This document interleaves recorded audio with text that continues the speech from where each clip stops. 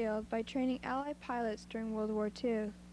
Now it is used by general aviation aircraft, and Williams Air Force Base has taken over the job of training pilots. Falcon is still making history today. The Confederate Air Force has a squadron located here. Also, the Champlain Fighter Museum is located here. It is the home of the American Fighter Aces Association. Now let's go out to the flying field. Arizona Model Aviators has about 275 members, and everyone has a key to the gate. Our flying site is on McKellips Road, about 1 mile east of Bush Highway. We get about 7 inches of rainfall here in the desert, and heaven help you if you're in town on that day. Our site is located in the Spook Hills recreation area of Mesa City Parks. The low flying aircraft sign is not only a caution to you, but a reminder to the pilots. A group of swirl cactus had to be relocated farther away from the runway to protect them from aircraft hits. This aerial view shows our runway of 600 feet long and about 80 feet wide, with a short cross runway and a covered pit area.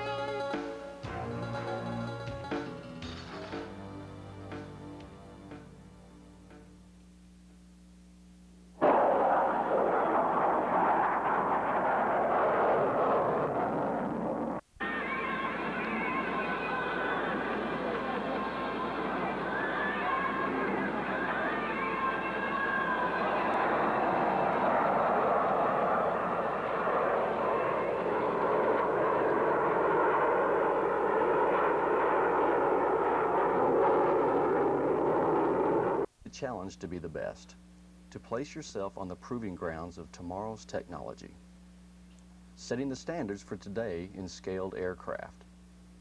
These are the best, the most accurate scaled aircraft, built with the combination of talent, sacrifice, money, determination, and time. Builders and flyers from across the world, together today to take the test, each capable of winning. Ladies and gentlemen, may we introduce to you the pilots and crews of Top Gun 1990.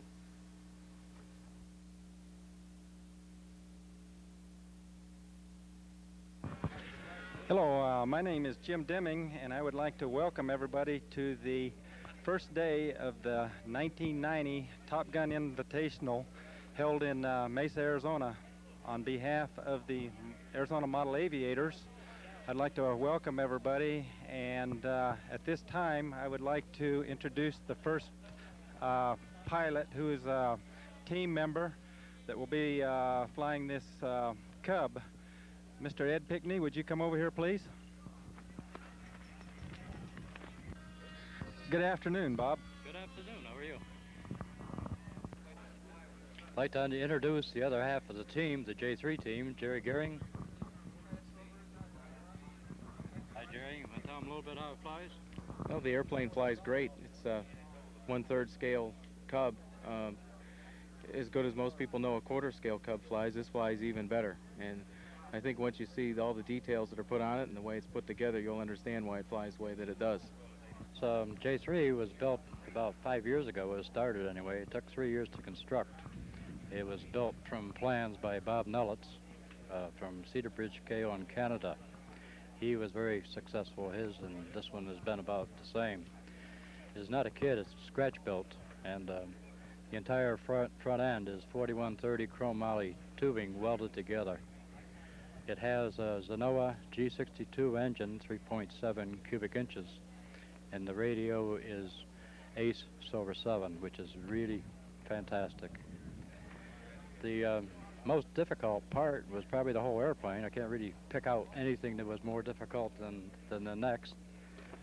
What was the most fun was constructing the dummy engine out of aluminum blocks and plastic and pieces of metal. and it has been an excellent performer. Performs equally as well as any J3 you see fly through the air. He is now photographing his close-up of the dummy engine, which is made of 3-inch diameter aluminum blocks machined out, lathe and milling machine. Spark plugs are original spark type, and they come back from about 1945. They were in some aircraft that I was flying at that time. The valve covers are molded. The exhaust pipes are wood, simulated to look like the rusty exhaust pipes of a Cub in use. The filter on the front end is material used in ladies' hems. It's an elastic, and it's about what the filter of a J3 would look like.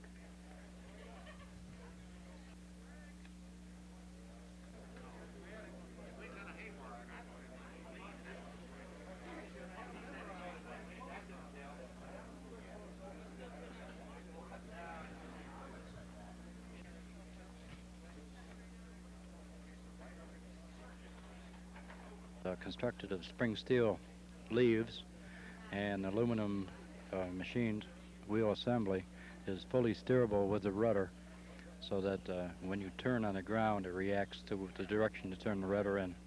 The springs take up the shock of landing, and also when it's being steered, if any resistance comes up, it will overcome the resistance of and won't break the wheel off.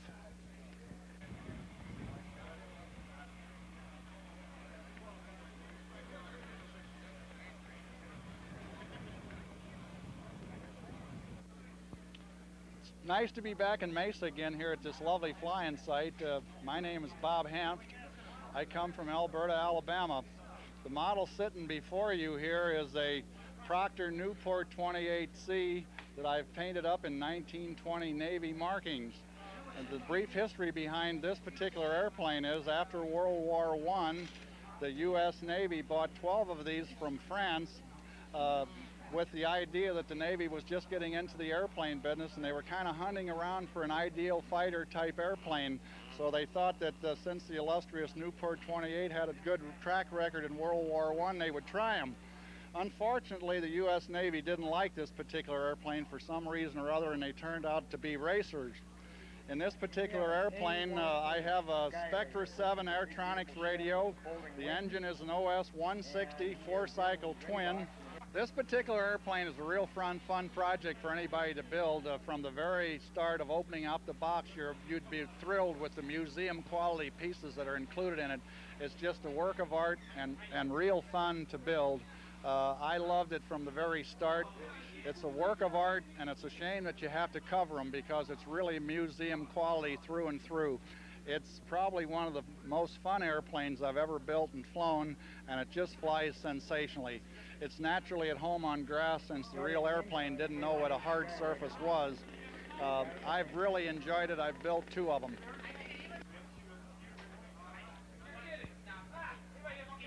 The actual airplane had a 9-cylinder monosopapi engine, they say of 170 questionable horsepower.